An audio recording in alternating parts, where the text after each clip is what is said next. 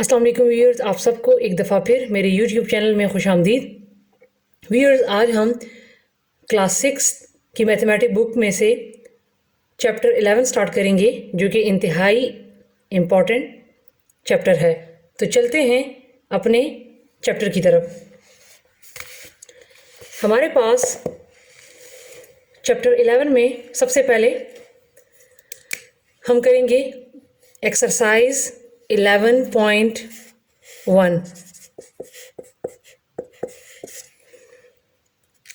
इसको स्टार्ट करने से पहले मैं कुछ फॉर्मूले लिख लेती हूँ। मेरे पास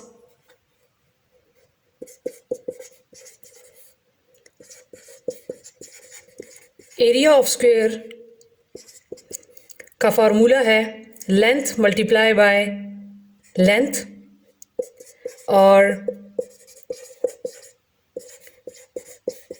पैरामीटर ऑफ स्क्वायर का फॉर्मूला है 4 मल्टीप्लाई बाय लेंथ। इसके बाद मेरे पास area of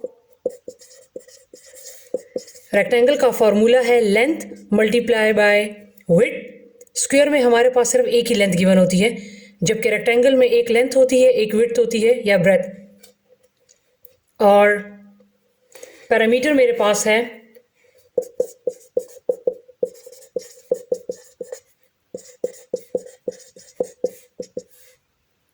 to length plus width या ब्रेथ। इन फॉर्मूलों को आप देख लें, इसके बाद हम अपने क्वेश्चन की तरफ चलते हैं। ठीक है व्यूअर्स, ये मेरे पास area of square, parameter of square का फॉर्मूला, फिर area of rectangle, parameter of rectangle. हमने तमाम के तमाम क्वेश्चंस इन्हीं फॉर्मूलों की बेस पर करने हैं। तो चलते हैं अपने क्वेश्चन की तरफ।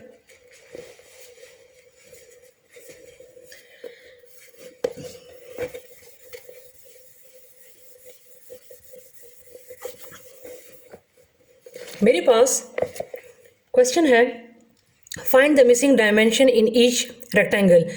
ये तमाम के तमाम रेक्टेंगल्स हैं, इनमें से जो डायमेंशन, जो लेंथ, जो साइड, ठीक है, जो मिसिंग है वो हमने फाइंड करना है। ये रेक्टेंगल है, अगर आप देखें तो इसमें एरिया हमारे पास 270 सेंटीमीटर है।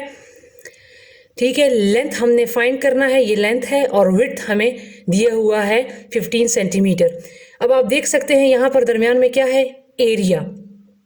ठीक है, और क्वेश्चन में क्या है, ये है रेक्टेंगल। तो हम ये यहाँ से हम क्लियरली कह सकते हैं कि हमने एरिया ऑफ रेक्टेंगल का फार्मूला इसमें यूज़ करना है, क्योंकि यहाँ पर एरिया गिवन है और ये शेप जो है ये रेक्टेंगल की है, क्योंकि एक लेंथ है और एक विड्थ है। तो लिहाजा हम इसमें एरिया ऑफ रेक्टेंगल का फार्मूला यूज़ करेंगे। तो हमारे पास एरिया ऑफ रेक्टेंगल का फार्मूला है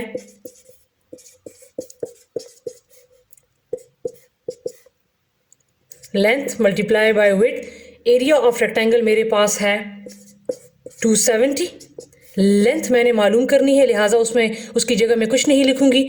विड्थ मेरे पास है 15। अब अगर आप देखें तो हमने लेंथ फाइंड करनी है, जिस तरह हम पिछले क्वेश्चंस में x की वैल्यू फाइंड करते थे। तो 15 जो है वो लेंथ के साथ मल्टीप्लाई हो रहा है। ठीक है, तो लिहाजा हम 15 यहाँ पर भी मल्टीप्लाई कर देंगे, डिवाइड कर देंगे, और 15 को यहाँ पर भी डिवाइड कर देंगे। तो 15 से कट जाएगा। इसको पहले मैं 3 के टेबल पर लेकर जाती हूँ। 3 5 टाइम 15, 3 9 टाइम 27, 0 अपनी जगह पर। फिर दोबारा इसको मैं 5 के टेबल पर लेकर जाती हूँ। 5 1 टाइम 5, 5 1 टाइम 5, 6 7 8 9, यहाँ पर 4 चले गए, तो यहाँ पर आ गया 5 8 टाइम 40। तो मेरे पास जो है यहाँ पर 18 आ गया। यहाँ पर लेंथ, इसको मैं अरेंज कर लूँगी, तो लेंथ इक्वल टू 18 सेंटीमीटर। ठीक है, ये मेरे पास आ गया 18 सेंटीमीटर, इसका मेरे पास आंसर आ गया।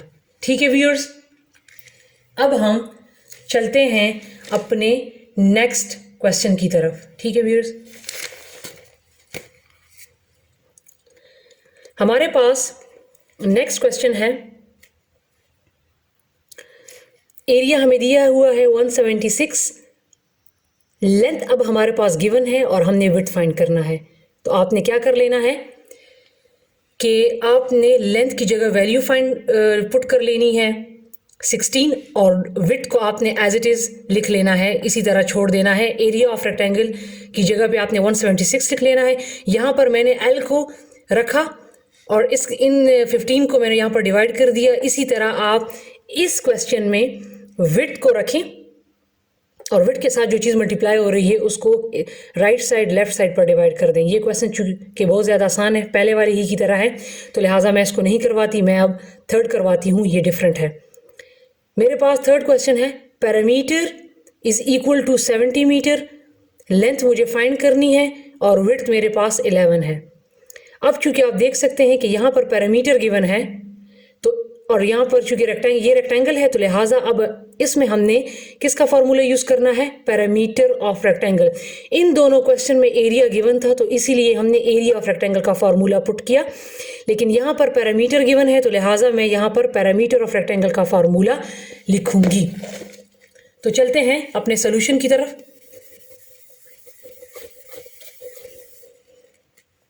मेरे पास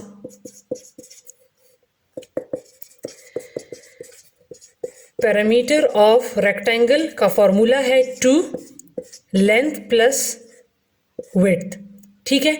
तो पैरामीटर मेरे पास गिवन है, पैरामीटर के नीचे लिख लूंगी 70 क्योंकि मेरे पास पैरामीटर है 70 इक्वल टू 2 अपनी जगह पे, लेंथ मैंने फाइंड करनी है तो वो मैं एज इट इज एल को उतार लूंगी, विड्थ मेरे पास है 11, ठीक है व्यूअर्स। अब मैं क्या करूंगी कि मैं यहाँ पर जो 2 मल्टीप्लाई हो रहा है तो उनको मैं क्या करूँगी, यहाँ पर भी डिवाइड कर दूंगी, यहाँ पर भी डिवाइड कर दूंगी। 2 2 से कट गया, 2 1 टाइम 2, 2 3 टाइम 6, यहाँ पर एक कैरी चला गया, 2 5 टाइम 10, तो 35 इक्वल टू लेंथ प्लस 11 रह गया मेरे पास।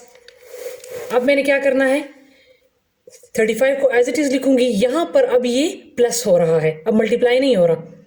अगर मल्टीप्लाई होता तो फिर मैं नीचे 11 यहाँ पर भी डिवाइड कर देती यहाँ पर, लेकिन यहाँ पर प्लस हो रहा है तो लिहाजा ये जब दूसरी साइड पर जाएगा तो माइनस हो जाएगा, एल को एज इट इज।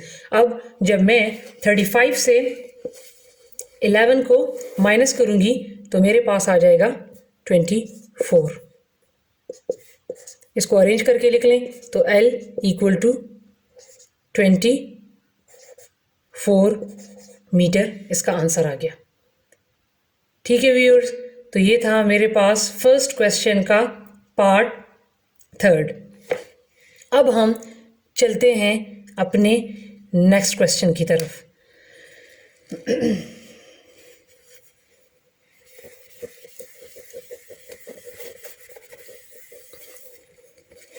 व्यूअर्स मेरे पास नेक्स्ट क्वेश्चन है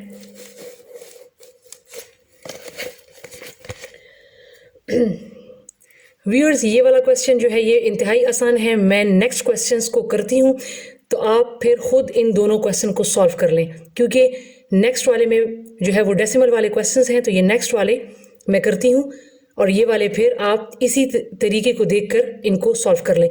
यहाँ पर क्वेश्चन है, क्वेश्चन नंबर 3 है, find the parameter and area of squares having one side equal to. अब ये तमाम के तमाम जो हमें लेंथ दिए हुए हैं ये स्क्वेयर की दिए हैं, क्योंकि मैंने अभी थोड़ी देर पहले आपको बताया कि स्क्वेयर के लिए हमें सिर्फ एक साइड की ज़रूरत होती है, क्योंकि स्क्वेयर के तमाम साइड्स इक्वल होते हैं। तो इन्होंने कहा है कि स्क्वेयर का एक साइड दिया हुआ है 20 सेंटीमीटर, 3.6 मीटर और 59, ये अलग है, ये अलग है और ये अलग क्वेश्चन है, ठीक है। मैं इसमें ये डेसिमल वाला क्वेश्चन आपको करवा देती हूँ। एक साइड दिया हुआ है तो उन्होंने कहा है कि आप पैरामीटर ऑफ स्क्वायर भी फाइंड करें और एरिया ऑफ स्क्वायर भी फाइंड करें अगर आपको एक साइड दिया हुआ है। तो मैंने इसमें एरिया और पैरामीटर ऑफ स्क्वायर दोनों का फॉर्मूला यूज़ करना है। तो चलते हैं अपने क्वेश्चन की तरफ।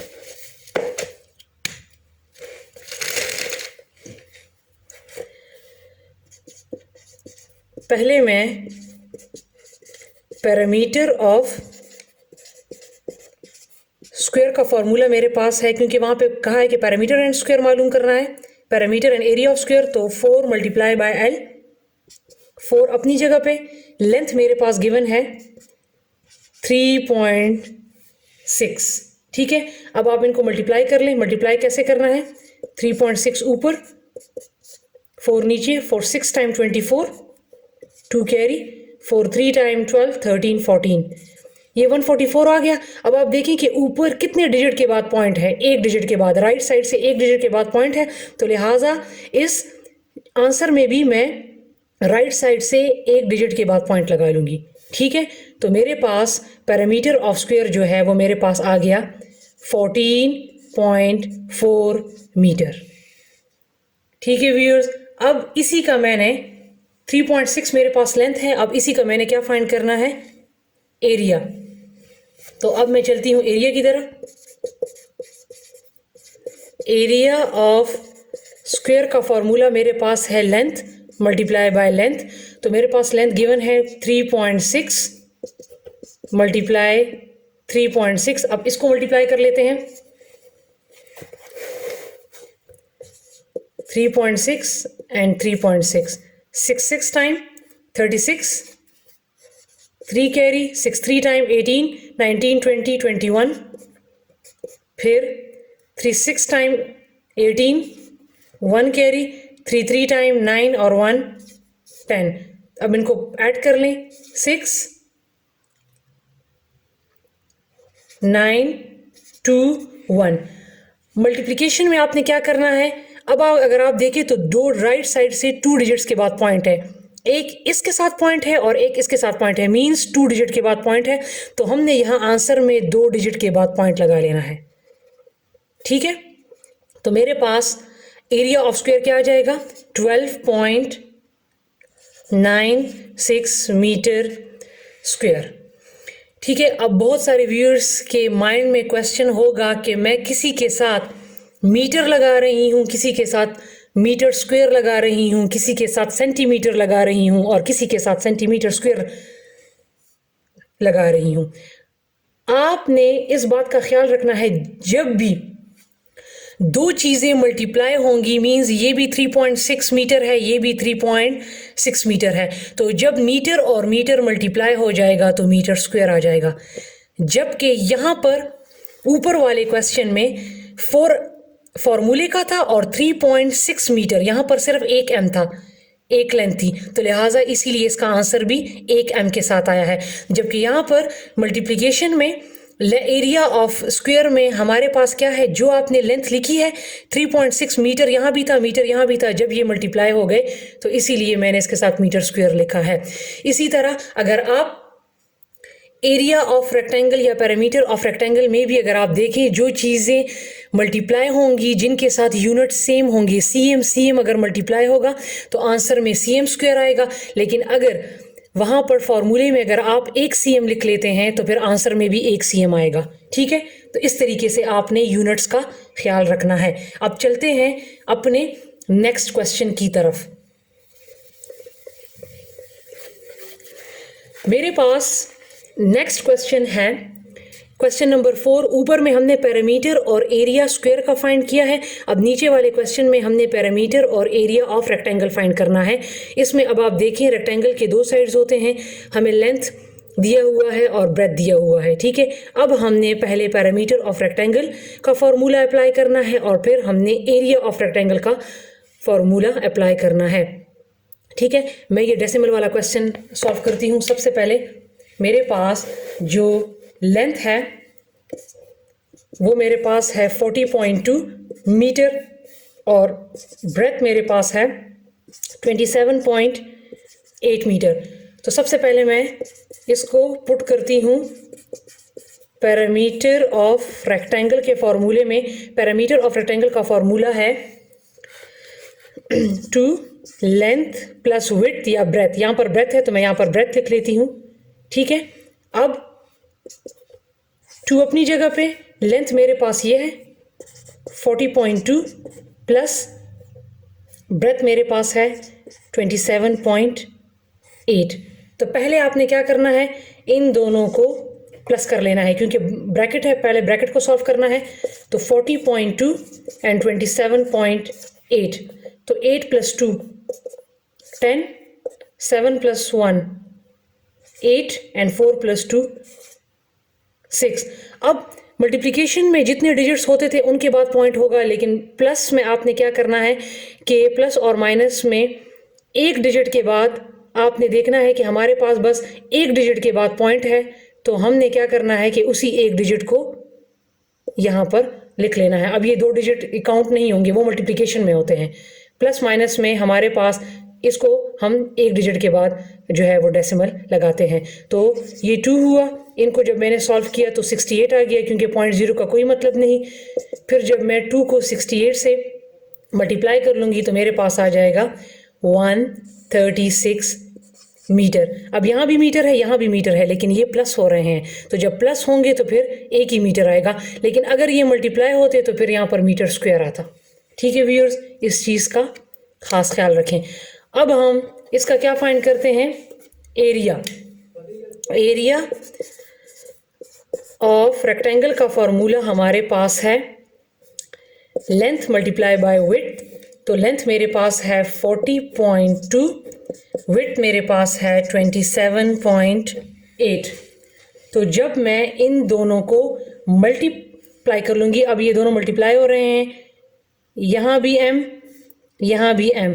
जब आप इन दोनों को मल्टीप्लाई कर लेंगे तो आपके पास आ जाएगा 117.56। अब ये दोनों मीटर हैं, ये मल्टीप्लाई हो रहे हैं। अगर प्लस होते तो फिर एक m लगाते, लेकिन मल्टीप्लाई हो रहे हैं तो मैं यहाँ पर मीटर स्क्वायर लगा लूँगी। ठीक है, यहाँ पर देख लें, एक ये डिजिट है, एक ये डिजिट है, 2 के बाद पॉइंट है, तो लिहाजा आंसर में भी 2 के बाद पॉइंट लग जाएगा। लेकिन प्लस माइनस में अगर उसको हम एक ही कंसिडर करेंगे, एक डिजिट कंसिडर करेंगे, और फिर उसको हमने एक ही डिजिट के बाद पॉइंट लगाना होगा। ठीक है व्यूअर्स, अब हम चलते हैं इसके इम्पॉर्टेंट क्वेश्चंस वर्ड प्रॉब्लम की तरफ।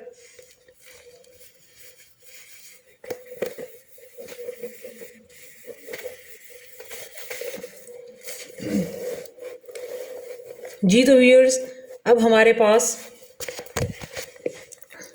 क्वेश्चन है, question number 5। Assembly ground of school is 150 meter long and 100 meter wide. एक स्कूल असेंबली ग्राउंड है जो कि 150 लॉन्ग है, लेंथ उसकी 150 है और विड्थ उसकी 100 मीटर है। Find the cost of its bricks flooring if the rate is ₹1500 per 100 metre square. तो कह रहा है कि इस पूरे ग्राउंड के लिए कितने रुपीस की फर्श के लिए ईंटें आएंगी अगर 100 मीटर स्क्वायर के लिए 1500 रुपीस की ईंटें आती है। तो जब हम इन दोनों को फाइंड करेंगे तो कहा है कि उसके लिए कितने रुपीस की ईंटें आएंगी। सबसे पहले मैं लिख लेती हूँ वैल्यूज को। लेंथ मेरे पास है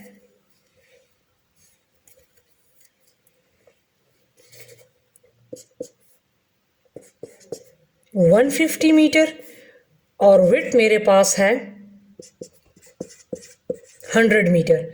सबसे पहले मैं क्या करूंगी कि मैं एरिया ऑफ, दो चीज़ें मेरे पास गिवन है, तो मैं इसको एरिया ऑफ रेक्टेंगल के फॉर्मूले में पुट कर लूंगी।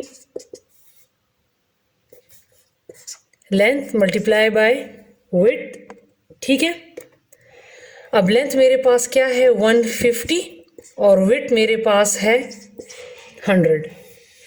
ठीक है, जब इन दोनों को मल्टीप्लाई कर लेंगे तो आपके पास आ जाएगा, यहाँ भी m है और यहाँ भी m है, तो इन दोनों को मल्टीप्लाई करने से हमारे पास आ जाता है 15,000 मीटर स्क्वायर। अब क्वेश्चन में हमारे पास गिवन है कि 100 मीटर स्क्वायर के लिए ₹1500 की ईंटें आएंगी। फर्श में लगाने के लिए 1500 की ईंटें आएंगी। अब अगर आप देखें, हमें अब किसकी फाइंड करना है, हमें अब 15,000 मीटर स्क्वायर के लिए फाइंड करना है।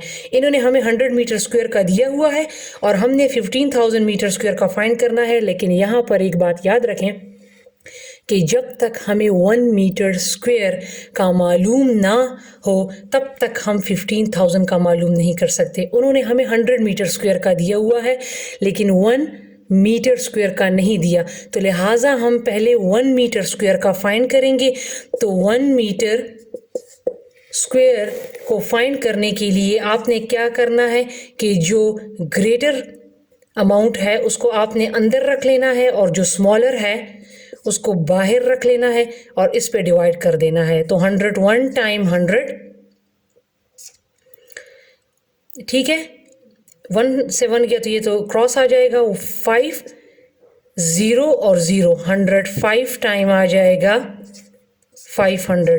तो इसका मतलब है कि 1 मीटर स्क्वायर के लिए हमारे पास जो ईंटें आई हैं वो ₹15 की आई हैं। अब हम इजीली 15,000 की फाइंड कर लेंगे। तो आप क्या करें कि 15,000 को 15 से मल्टीप्लाई कर लें। तो जब हम 15,000 को 15 से मल्टीप्लाई कर लेंगे तो हमारे पास आंसर आ जाएगा 2,25,000। ठीक है, तो इसका मतलब है कि ₹2,25,000 की ईंटें जो हैं वो 15,000 मीटर स्क्वायर के जगह के लिए जो है वो लगेंगी। ठीक है व्यूअर्स, अब हम चलते हैं अपने नेक्स्ट क्वेश्चन की तरफ। हमारे पास यहाँ पर नेक्स्ट क्वेश्चन है, a room having 5 meter length 35 meter breadth is to be carpeted। एक रूम है जिसकी लेंथ 5 मीटर है और ब्रेथ 3.5 मीटर है जिसको कारपेट करना है। Find the total cost if the rate is 545 rupees per square meter. तो कह रहा है कि अगर 1 मीटर स्क्वायर के लिए जो कारपेट है वो 545 रुपीज़ का आता है, तो इतने लेंथ और ब्रेथ को जब हम सॉल्व करेंगे तो कारपेट कितने का आएगा। अब देखिए इस क्वेश्चन में 100 मीटर स्क्वायर गिवन था, तो हमने पहले 1 मीटर स्क्वायर फाइंड किया, उसको जाके एंड में मल्टीप्लाई किया, जबकि इस क्वेश्चन में ऑलरेडी हमारे पास 1 मीटर स्क्वायर गिवन है। ठीक है, तो हमें इसको डिवाइड करने की ज़रूरत नहीं होगी। तो चलते हैं इसके सॉल्यूशन की तरफ। हमारे पास सॉल्यूशन है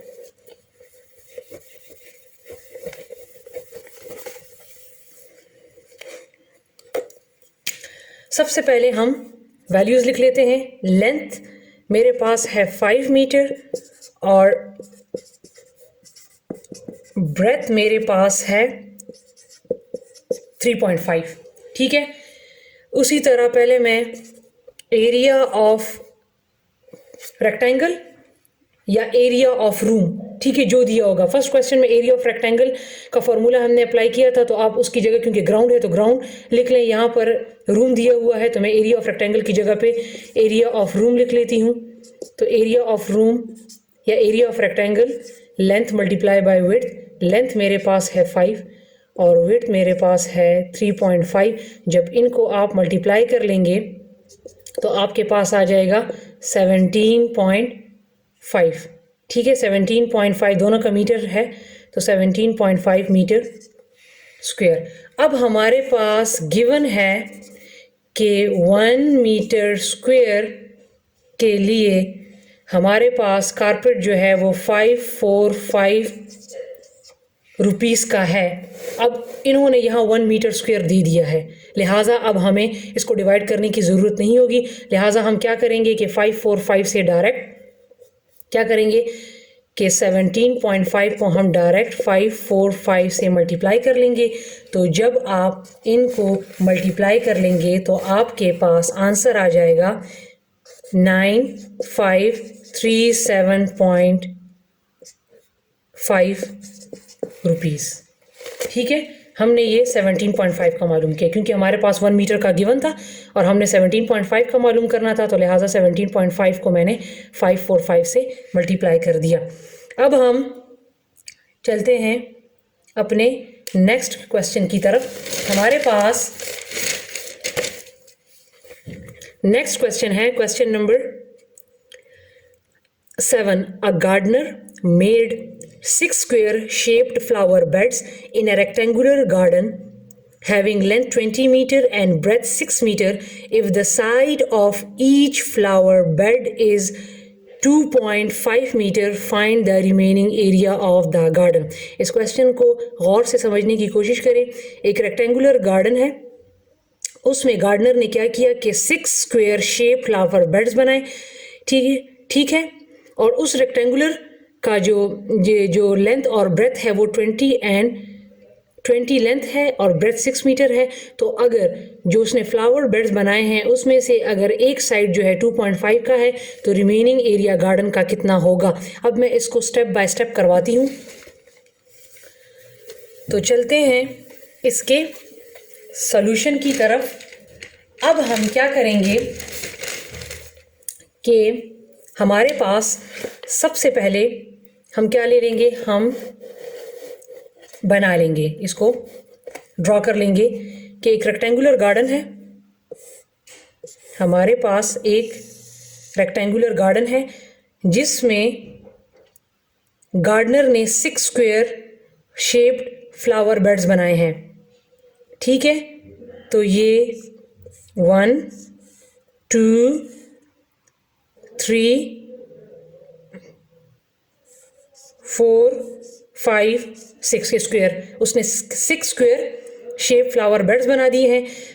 रेक्टेंगुलर जो गार्डन है उसकी जो लेंथ जो है वो 20 है और ब्रेथ जो है वो 6 है।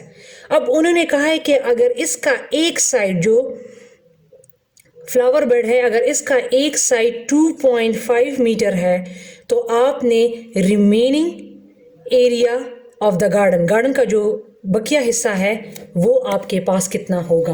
तो मैंने अभी ये आपको बना के दे दिया है। अब चलते हैं इसको हल करने की तरफ। हमारे पास सबसे पहले हमने क्या करना है कि हमने लिखना है एरिया ऑफ गार्डन। रेक्टेंगुलर है तो हम यहाँ पर गार्डन है तो लिहाजा हम गार्डन लिख लेंगे। एरिया ऑफ गार्डन मेरे पास है लेंथ मल्टीप्लाई बाय विड्थ, तो लेंथ मेरे पास है 20 और विड्थ मेरे पास है 6। तो जब इसको मैं मल्टीप्लाई करूँगी तो मेरे पास आ जाएगा 120 मीटर स्क्वायर, क्योंकि ये भी मीटर में है और ये भी मीटर में है। ठीक है, अब हमारे पास टोटल जो फ्लावर बेड्स हैं स्क्वायर शेप के वो मेरे पास हैं 6। ईच साइड उसका हर एक साइड जो है मीन लेंथ वो है 2.5 मीटर, ये मेरे पास गिवन है। तो अब मैंने क्या करना है कि मैंने पहले जो फ्लावर बेड्स जो दिए हैं उनको पहले मैंने फाइंड आउट करना है, उनकी मैंने लेंथ फाइंड करनी है। तो मैं क्या करूँगी कि मैं 6 मल्टीप्लाई 2.5 मल्टीप्लाई 2.5 इनको मल्टीप्लाई कर लूँगी। टोटल फ्लावर बेड 6 है। ठीक है, और लेंथ मेरे पास कितनी है 2.5। हमारे पास यहाँ पर एरिया ऑफ स्क्वायर जो होता है वो हमारे पास लेंथ मल्टीप्लाई बाय लेंथ होता है। तो लिहाजा मैंने इसीलिए 2.5 लिख लिया।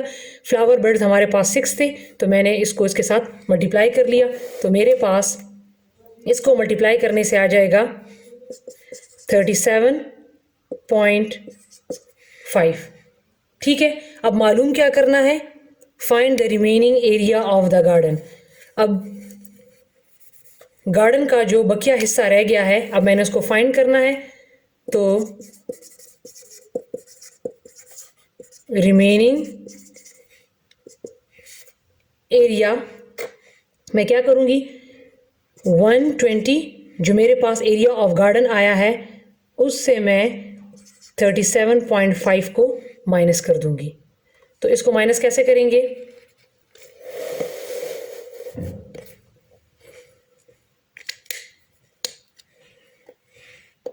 यहाँ पे इसको कर देती हूँ 120। अब 37.5 को माइनस करना है तो माइनस करने के लिए जब आपको एक डिजिट जो है वो डेसिमल में दिया हो और एक ना दिया हो तो आप क्या करेंगे, मैं 37 को यहाँ पर उतार दूंगी और चूंकि मेरे पास ऊपर वाले डिजिट में पॉइंट नहीं है तो 0.5 को मैं बाहर लिख लूँगी। अब मैंने सब्ट्रैक्ट करना है इसको तो लिहाजा मैं सब्ट्रैक्ट करने के लिए 5 के ऊपर यहाँ पर 0 लगा दूंगी। तो यहाँ से यहाँ कैरी गया, यहाँ से यहाँ गया तो ये 10 हो गया, ये 9 हो गया, 10 में से 5 गया तो 5, 9 में से 7 गया तो 2, और यहाँ पर 1 बच गया था तो यहाँ पर ये कैरी 1 चला गया तो 11 में से 3 गया तो 8, 1 के बाद पॉइंट है तो ये मैंने पॉइंट लगा लिया। तो लिहाजा मेरे पास इसका आंसर जो आएगा वो आएगा 82.5 मीटर स्क्वायर, इसका आंसर हो जाएगा।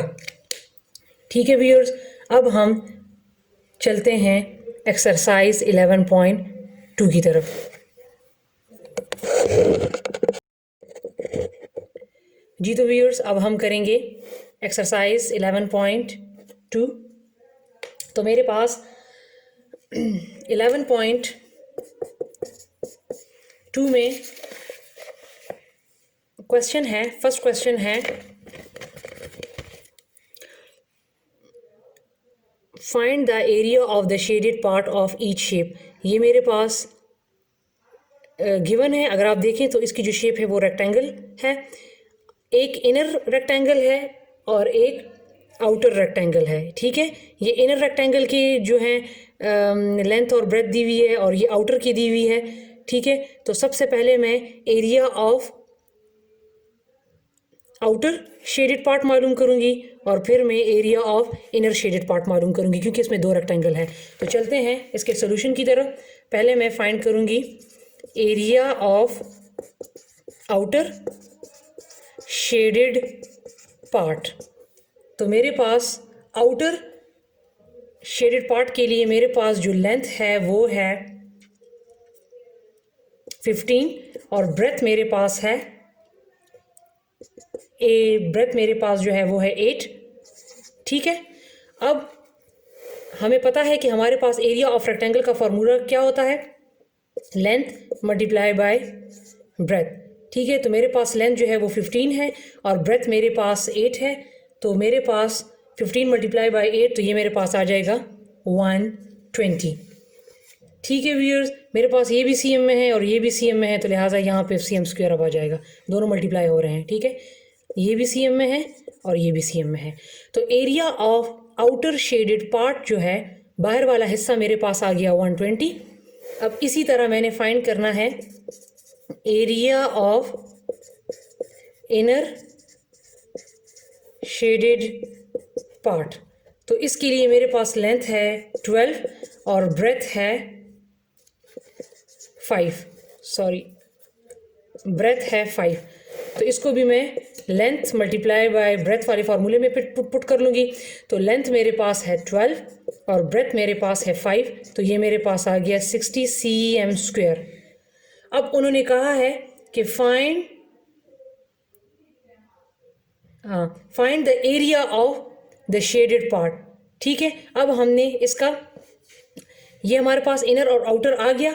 अब हमने क्या करना है कि हम इन दोनों का एरिया फाइंड करना है। तो एरिया ऑफ शेडेड पार्ट दोनों का मिलाकर जो एरिया आना है तो वो है एरिया ऑफ बोथ। ठीक है, शेडेड पार्ट। तो हम क्या करेंगे कि outer minus inner shaded part. तो आउटर मेरे पास आया है 120 और इनर मेरे पास आया है 60, तो लिहाजा मेरे पास इसका आंसर आ जाएगा 120 माइनस 60 इज 60 cm स्क्वायर। ठीक है व्यूअर्स, हमने दोनों के शेडेड पार्ट का एरिया मालूम करना था।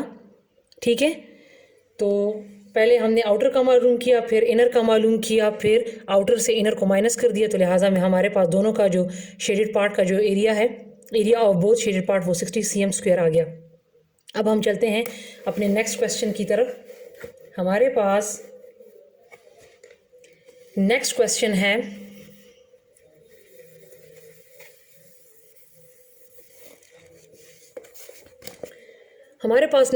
है ये भी इसी तरह है, ये आप खुद कर लें। A square carpet of side length 3.9 meter, area of square है, मीन अब एक लेंथ गिवन होगी, तो एरिया ऑफ स्क्वायर जो है वो हमारे पास 3.9 मीटर है, is laid in a room measuring 4 meter by 4 meter by 4 meter. A square carpet है जिसकी लेंथ 3.9 मीटर है, उसको 4 बाय 4 रूम मयरिंग, जो एक रूम है जिसकी मेजरमेंट जो है 4 बाय 4 है, उसमें डाला गया है। तो find the area of floor left uncovered. तो जितना एरिया रह गया है अनकवर्ड, जिसको कवर नहीं किया गया, वो आपने मालूम करना है। तो सबसे पहले आपने एरिया ऑफ स्क्वायर मालूम कर लेना है, ठीक है, और उसके बाद फिर एरिया ऑफ कारपेट, ये दोनों मेंशन है। स्क्वायर कारपेट है, हमारे पास जो लेंथ है वो है 3.9 मीटर। तो सबसे पहले मैंने क्या करना है, एरिया ऑफ स्क्वायर, मेरे पास फार्मूला होता है लेंथ मल्टीप्लाई बाय लेंथ। तो मेरे पास लेंथ गिवन है 3.9 मीटर मल्टीप्लाई 3.9 मीटर। जब इन दोनों को आप मल्टीप्लाई कर लेंगे तो आपके पास आ जाएगा 15.21 मीटर स्क्वायर। अब नेक्स्ट कहा हुआ है कि 4 बाय 4 मीटर रूम में इसको डाला गया है, तो लिहाजा एरिया ऑफ कारपेट जो है वो है लेंथ मल्टीप्लाई बाय लेंथ, वो हमें गिवन है 4 मल्टीप्लाई बाय 4, वो हमारे पास गिवन है, ठीक है। तो ये हमारे पास आ जाएगा 16 मीटर स्क्वायर, ठीक है। अब हमने क्या करना है कि हमने मालूम करना है area of floor, area of floor left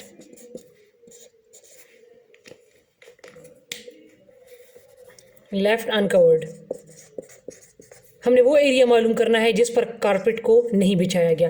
तो हम क्या करेंगे कि हम 16, हमारे पास जो ये आया है 16 मीटर स्क्वायर जो आया है, इससे हमने 15.21, ये याद रखें 16 बड़ा है 15 छोटा है, क्योंकि ये इसके बाद पॉइंट है, 15 पॉइंट है, तो आप ये नहीं कह सकते कि ये बड़ा है, ठीक है। आपने लेफ्ट साइड को देखना है, पॉइंट से लेफ्ट साइड को देखना है। ये 15 है, ये 16 है, तो ये बड़ा है, ये छोटा है। हमने 16 से 15.21 माइनस कर देना है, तो 16 15.21, इसको माइनस करने के लिए हम यहाँ पर क्या कर लेते हैं, यहाँ पर 2 ज़ीरो लगा लेते हैं, इसको आप माइनस कर लें तो ये हमारे पास 10 हो जाएगा। 10 में से 1 गया तो 9, ये हो जाएगा 9, 9 में से 2 गया तो 7, पॉइंट अपनी जगह पे। यहाँ पर रह गया 5, 5 में से 5 गया 0, ये भी 0, तो आप 1 ज़ीरो लिख लें, आंसर में 1 ज़ीरो लिखा हुआ है, 0.079 मीटर स्क्वायर इसका आंसर आ जाएगा, ठीक है व्यूअर्स।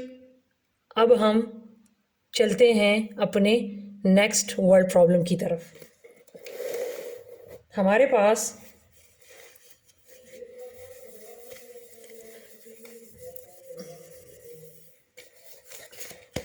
नेक्स्ट वर्ड प्रॉब्लम है 3। अ square shaped park is 170 meter long. A road 6 meter wide has been constructed along the outer side of the boundary. Find the area of the road. कह रहा है कि एक square shaped park है 170 meter long, a road 6 meter, उसके side पर इर्द गिर्द 6 मीटर चौड़ी जो है एक रोड बना दी गई है। Find the area of the road, तो उस रोड का एरिया फाइंड करें। सबसे पहले हम क्या करते हैं, इसको हम पहले ड्रॉ करते हैं। तो मैं सबसे पहले क्या करूँगी, हमारे पास स्क्वेयर शेप पार्क है जो कि क्या है 170 मीटर लॉन्ग है। उन्होंने कहा है कि उसके इर्द गिर्द 6 मीटर चौड़ी जो है वो उन्होंने एक बाउंड्री, एक रोड बना दिया है, ठीक है। अब उन्होंने क्या कहा है कि find the area of the road, तो कह रहा है कि इस रोड का जो है एरिया फाइंड करें। अब हमारे पास एक हो गया इनर स्क्वायर और एक हो गया आउटर स्क्वायर, ठीक है व्यूअर्स। अब हम क्या करेंगे, हमारे पास लेंथ ऑफ हमारे पास लेंथ ऑफ जो है ये इनर है स्क्वायर है और ये आउटर स्क्वायर है, तो हमारे पास लेंथ ऑफ इनर स्क्वायर जो है वो हमारे पास गिवन है। ठीक है, length of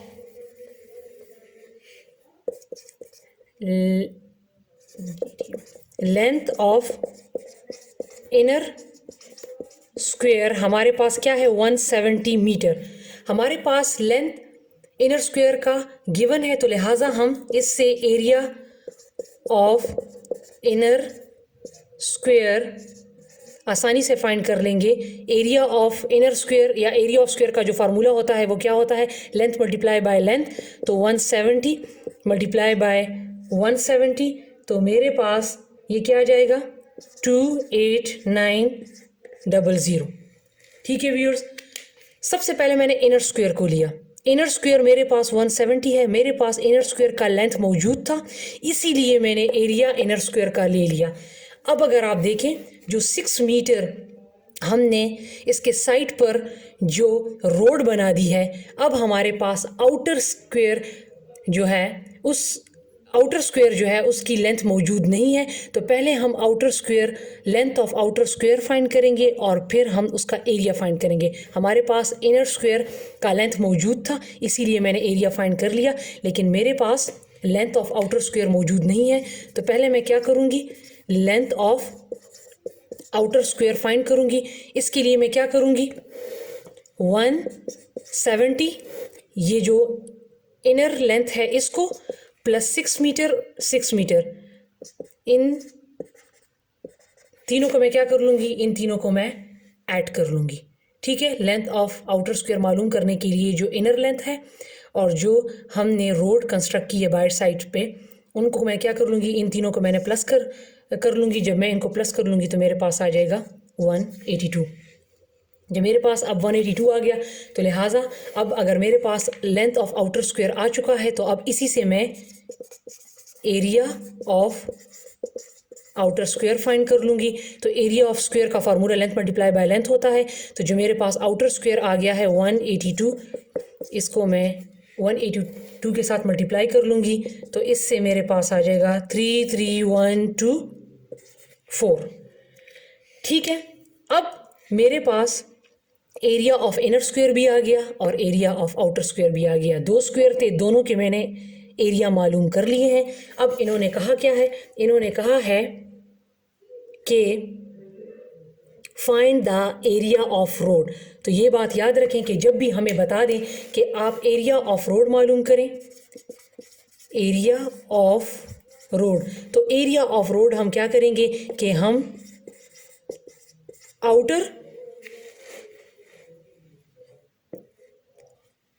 area of outer square से हम क्या करेंगे, इनर स्क्वायर माइनस कर लेंगे।